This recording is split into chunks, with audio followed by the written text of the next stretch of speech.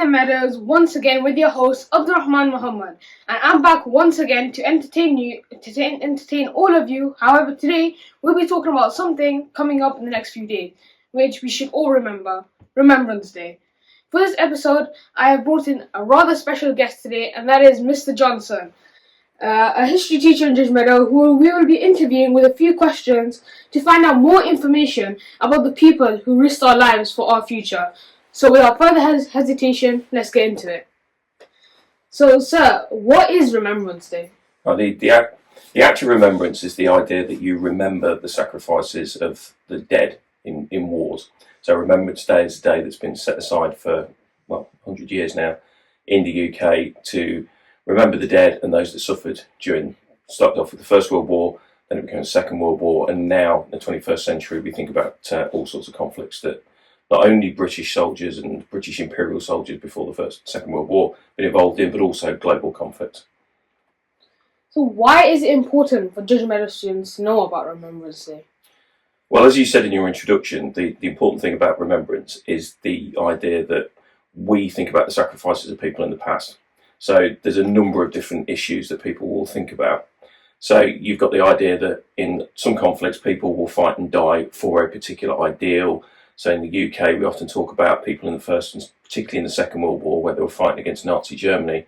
They were fighting for democracy and fighting for freedom of speech, and you can trace back the multicultural ideas that we've got in the UK today to the things that people fought for that the Nazis would have been able to stop. We also have the other idea that if we have a special day where we think about remembrance, it makes us more aware of all conflicts throughout history, and particularly conflicts that are going on today. And since I was a youngster a long time ago, the focus has very much changed to modern conflict. So when I'm thinking about remembrance, it's not just about the First and Second World War, it's also about conflicts that are going on now and the other people that don't have a choice. Because essentially in the First and Second World War in the UK, First World War, 800,000 British soldiers died, another 200,000 from parts of the Empire. The vast majority of those towards the second half of the war, and most of those in the Second World War, 365,000, were not volunteers. They were conscripts. People that are affected by wars today, if you watch the news and you look at what's going on in the Middle East, you look at what's going on in Ukraine, the vast majority of people affected have no choice.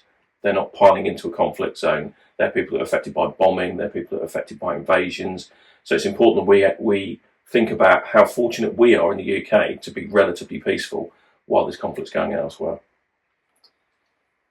As we wrap up today's episode, let's take a moment to reflect on the significance of Remembrance Day. It's not just about honouring those who sacrificed and served for our country. It's a reminder of the peace we strive for in our daily lives. That's why we were selling poppies and giving out assemblies so our school could play our part in remembering the heroes of our country. If you haven't already, make sure you get a poppy so you can also remember them too. I hope you enjoyed this episode, and I hope to see you in the next one. From me and Mr. Johnson, have a great day. Goodbye.